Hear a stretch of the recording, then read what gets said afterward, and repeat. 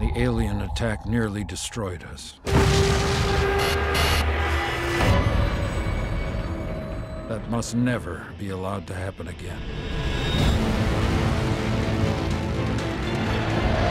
We need a new kind of soldier.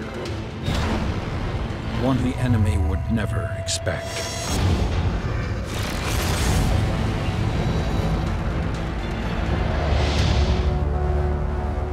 One of the most exciting challenges on this movie was obviously the visual effects. You know, you got a massive challenge here.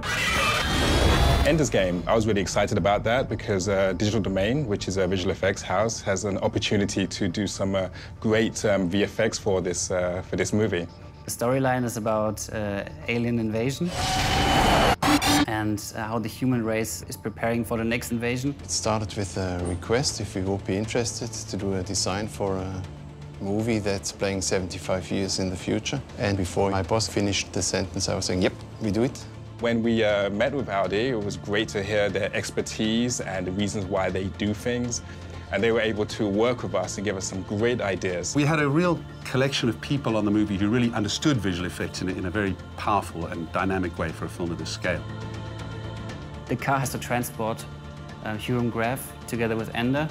He's picking up Ender and taking him to the shuttle. So you connect Huron Graf with that car. And also it represents the international fleet.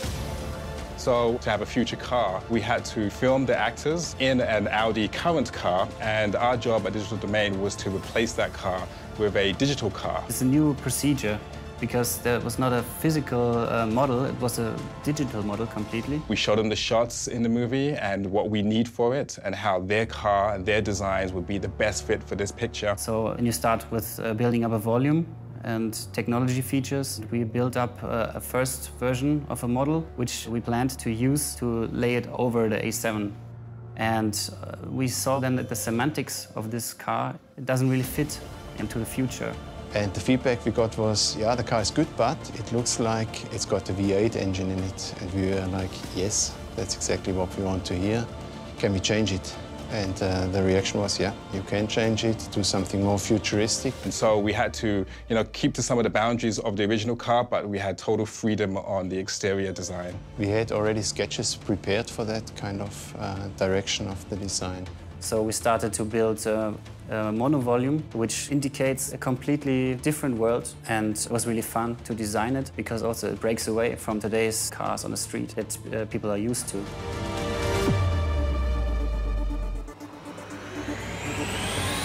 The wheels have been the detail we've discussed with the guys over here the longest. Now I'm very happy that we found that kind of direction to the wheel, because it does look technical, it looks futuristic, and it adds that certain touch to that very clean car with a detailing we are so proud of, and it's adding to the character of the thing, yeah.